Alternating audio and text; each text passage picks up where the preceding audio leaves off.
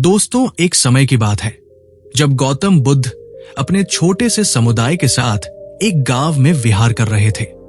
उनके साथ अनेक भिक्षु और भिक्षुणियां भी थी जो उनसे ज्ञान और उपदेश प्राप्त करने के लिए आए थे।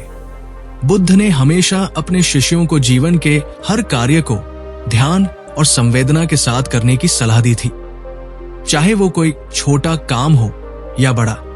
उनका कहना था कि जीवन में हर चीज का अपना महत्व होता है और हर काम को पूरी तरह से ध्यान और मानसिक शांति के साथ करना चाहिए।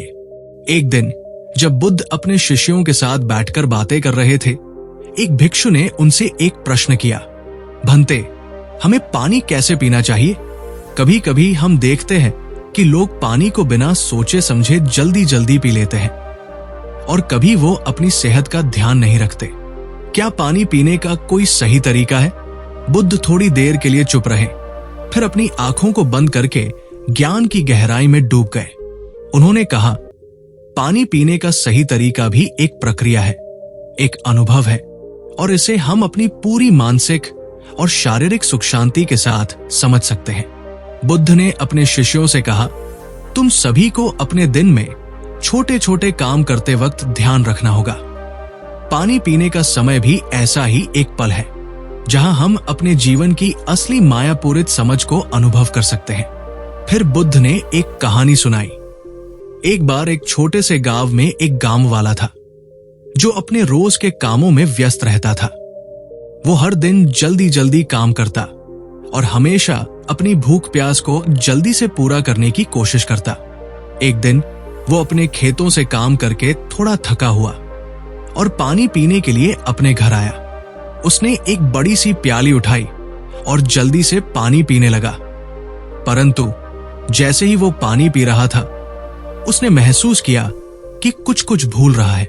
उसका मन नहीं लग रहा था और उसने सोचा, मैं कहां भटक रहा हूं।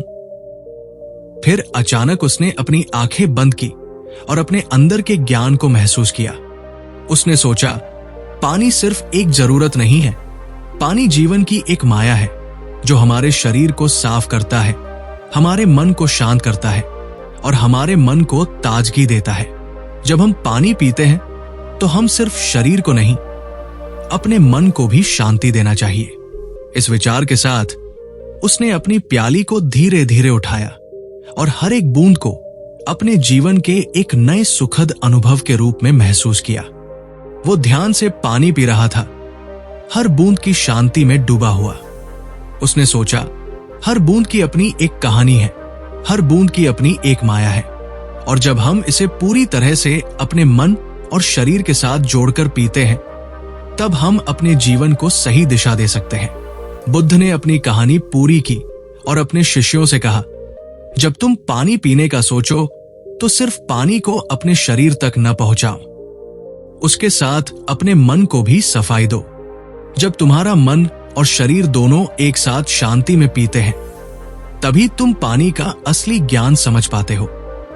बुद्ध ने अपनी बात को समझाते हुए कहा, पानी को धीरे धीरे और ध्यान से पीना, अपने शरीर को उसका पूरी माया देकर उसे अपना सुख प्राप्त करना जरूरी है। तुम्हारा मन, तुम्हारा शरीर, तुम्हारा ध्यान, सभी चीजों को एकत्रित करना जरूरी है। तुम्हें याद रखना होगा कि हर काम, चाहे वो छोटा हो या बड़ा, अपने अंत में अपने मन और शरीर की शांति की तरफ ही ले जाता है। इस प्रकार बुद्ध ने अपने शिष्यों को यह सिखाया कि पानी पीने का सही तरीका तभी है जब हम अपने मन को उस पल में पूरी तरह से ध्यान देकर उसमें आनंदित होकर उसे पीते हैं। ये न सिर्फ शारीरिक सुख के लिए बल्कि मन और आत्मा की शांति के लिए भी जरूरी है। इसी तरह बुद्ध ने हमेशा अपने शिष्यों को जीवन के हर छोटे से छोटे काम में भी ध्यान और संवेदना से काम करने की सलाह दी थी, ताकि उनका मन और शरीर दोनों एक साथ सुख और आनंद से भर सके। अगर ये कहानी आपको पसंद आई हो तो हमारे चैनल को सब्सक्राइब करके बेल आइकन ऑन कर लीजिए